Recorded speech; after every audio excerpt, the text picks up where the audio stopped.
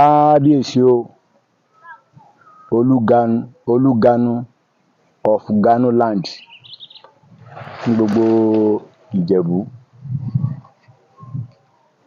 Mo sọ ńjọ́ ní gbogbo ẹni tí ìgbéraga bá ti wọnú ọ̀rọ̀ ẹ̀, Ọlọ́run ò ṣoore kankan fún un. Ọlọ́run ò ṣoore kankan fún un. Ẹ mọ̀ tiẹ̀ jẹ́ ń lọ bẹ̀. Ẹ̀yin àfáà ṣé ẹ ti fojú ara yín rí báyìí? Ní wọ́n fi lẹ́ ganu ni ọ̀jẹ̀ wọn kà yín kún. Ṣé ẹ gbọ́ sọ nísìnyí? Wọ́n ní ọmọ lẹ́yìn, wọ́n ní ògbóǹtarìgì ìṣẹ̀lẹ̀ làwọn. Ògbóǹtarìgì ìṣẹ̀lẹ̀ làwọn táwọn kọ́ ilé ìjọsìn gangan. Of course, I attend Celestial Church. I'm a bona fide member of Celestial Church, a proud one. Mo ti kọ́ church pàápàá. Mo olùjọ mímọ́ ni mí. Ẹ ti rí báyìí nísìnyí, kí ni máa ń sẹ̀yìn àfáà gan? Tó bá bí á nísìnyí, Ọlọ́run mọ̀ kánjú pẹ̀ nìkọ̀ọ̀kan wa kọ́ jẹ́ mi ogun o. Tẹ́nìkan bá kú nísìnyí, ẹ wà ganu lọ bẹ̀. Bí ẹ ṣe lè ganu jò ní.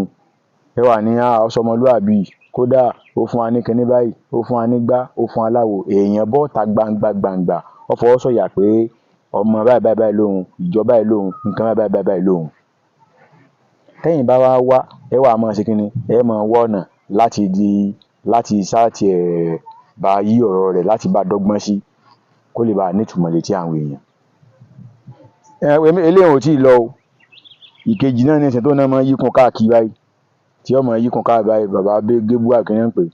Òun náà ti bọ́ta nísìnyí. Òun náà sọ pé ọmọ ìjọba yìí lóhun. Ẹ̀yin èèyàn wa, èmi kàn fẹ́ pé aṣákèsí ni ẹ̀yin àfáà, kí ní kábùkù bá yín lọ́pọ̀lọpọ̀ gbà. Ọ̀nà wo nígbà kábùkù bá yín ni pé àwọn èèyàn yóò kà yín kún.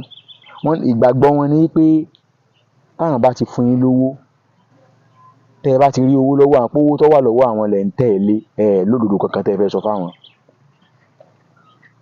Ẹnìkan tí mo tó ń fojú wò díẹ̀ ṣùgbọ́n tí mo fojú wò díẹ̀ ni ọkùnrin tó béèrè lọ́wọ́ àwọn àfáà ńjọ́ ní pé sórin tí kò dáa àbí ọ̀dà, táwọn àfáà náà wá ń wò bí ẹni tọ́kọ̀ jálẹ̀ tí wọn ọ̀rọ̀ gidi ń wí àtàmọ́. Ẹ̀yin àfáà, yẹ̀yẹ́ ara yín mọ́.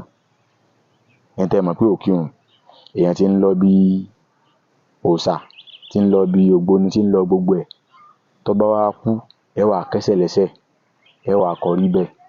Ẹ ní ó ṣe dáadáa sí yín nígbà tó wà láyé. Ṣé ẹ̀yin lè ṣe dáadáa tọ̀dọ̀ yín àbí tọ̀dọ̀ Ọlọ́run? Ìlú ọmọ Yorùbá, ẹ̀yin àfáà ẹ jẹ́ á jọ ronú ara wa wò. Ẹ jẹ́ á rántí pé gbogbo ohun tá a bá gbáyé ṣe ń bí ayé náà ni ọmọ. Ẹjọ́ rẹ̀ sì ń bẹ ní kíni o, ẹjọ́ rẹ̀ ń bẹ lálìkìámọ̀. Ní tá a bá gbogbo ara wọ sọ agbádùn, ó fún wa lọ́kọ̀, ó fún wa mọ́tò dẹ̀ndẹ̀ táwọn àfáà fi ń ṣe fáàrí káàkiri lásìkò tá a wà ní ìsìn. Kò tó yọ̀ sí i, kò sígbà tí ò lè tán. Tá a bá pajúdé ní ìsìn ó di tẹni ẹlẹ́ni.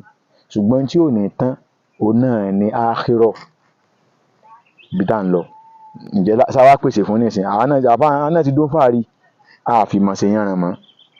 A fi ìgbàgbọ́ ìmọ̀nì yẹ̀kín a fi ṣe yánran mọ́. Ọ̀sà ti dáa fún wa. Asáhàn láyé lò làwa náà fi ń ṣe yánran báyìí. Ṣẹ́ ńlá tá à ń tẹ̀lé. Tí ṣe Ànábì Mùsá sálá, ṣé n tó fi ṣe yánran ti ẹnu? Ṣé n tó fi ṣe pèpè ti ẹnu? Tó bá rí bí a pàdé níwájú Ọlọ́run o. Òun lẹ ti rí o. Olúganu of Ganuland. Níjẹ̀bú sọ fún yín, wọ́n lọ́ máa ṣẹlẹ̀ pọ́nbélé làwọn o. Ọwọ́ wo lẹ́ bu o? Ẹ dákun gbó lẹ́tùn ganu lọ bẹ̀ láti lọ bá wọn sọ̀rọ̀. Kò jù báyìí lọ. Tọ́rọ ẹlẹ́fẹ́ bá wọn sọ̀rọ̀ ni, kò jù báyìí lọ. Ó dàbọ̀ nù.